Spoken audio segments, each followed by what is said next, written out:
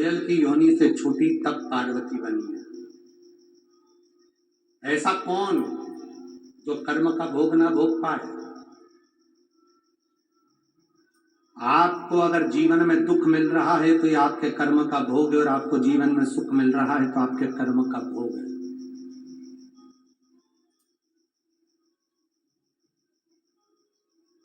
देवकी मैया और वसुदेव जी कारागार में बंद थे।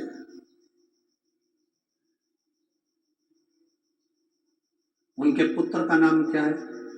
जम के बोलो जरा, जम के बोलो, जम के। केवल कृष्ण की भगवान कृष्ण? जम के बोलो जरा, भगवान कृष्ण। देवकी और वसुदेव जी कारागार में बंद हैं और उनके पुत्र का नाम है भगवान कृष्ण।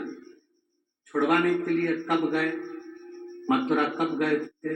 जब भगवान कृष्ण 14 वर्ष के हो गए थे। कितने साल के बाद गए? 14 वर्ष के बाद।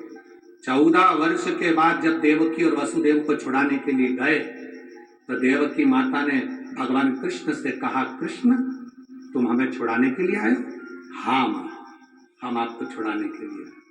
कृष्ण तुम तो भगवान हो, और तुम अगर भगवान हो तो तुम हमको छुड़ाने के लिए तुमने 14 साल लगा दिए।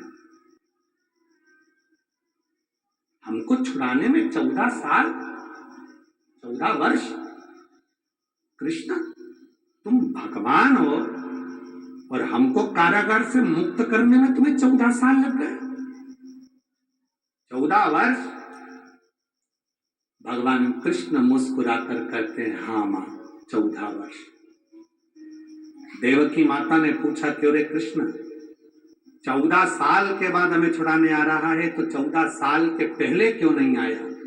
भगवान कृष्ण ने कहा, मां आपके पूर्व जन्म के कर्म के कारण 14 साल में आपको छुड़ाने नहीं आया। पूर्व के कर्म के कारण?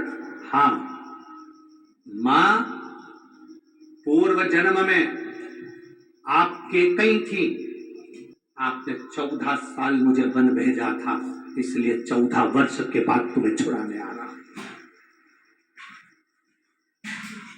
आपके कई थी, 14 वर्ष के लिए मुझे वन भेजा था राम अवतार में, इसलिए 14 साल के बाद मैं तुम्हें छुड़ाने के लिए आया। तो इतने में देवकी ने कहा, अगर मैं कई थी तो यशोदा कौन थी?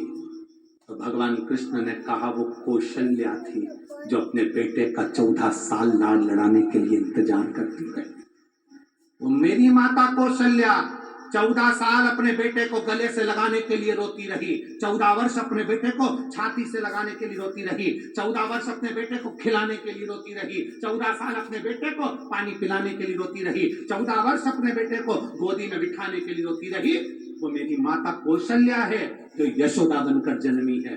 14 साल तुम मुझसे दूर रही क्योंकि तुमने मुझे वन भेजा था, और 14 साल में मेरी माँ की गोद में खेला क्योंकि 14 साल उससे दूर रहा था। ये कर्म की गति है। अरे मत बुरे कर्म कर बंदे, वरना पछताएगा, भगवान की आंखों से तू बच नहीं पाएगा, तू बच नहीं पाएगा।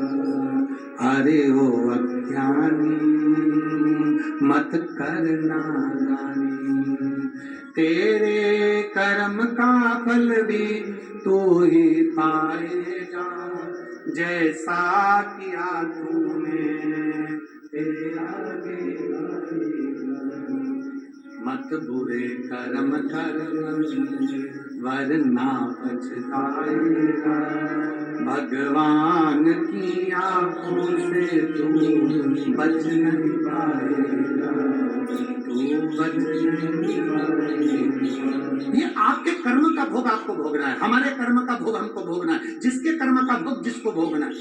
तो किसी ने कहा, गुरुजी आप कहते हो कर्म का भोग भोगना है, हाँ तो फिर भगवान के भजन से क्या होता है? शिव जी को जल चढ़ाने से क्या होता है? एक लोटा पानी चढ़ाने से क्या होता है? हमारे कर्म का भोग जो हमें भोगना है वो धीरे धीरे धीरे धीरे, घाव ज्यादा है तो पट्टी रखते रहो रखते रहो रखते रहो, ट्यूब लगाते रहो, क्रीम लगाते रहो, एक न एक दिन घाव भर जाएगा। उसी तरह शिव पे जल चढ़ाते रहो, हमारे कर्म का घाव भी धीरे धीरे भर जाएगा, बढ़ेगा। एक पत्र है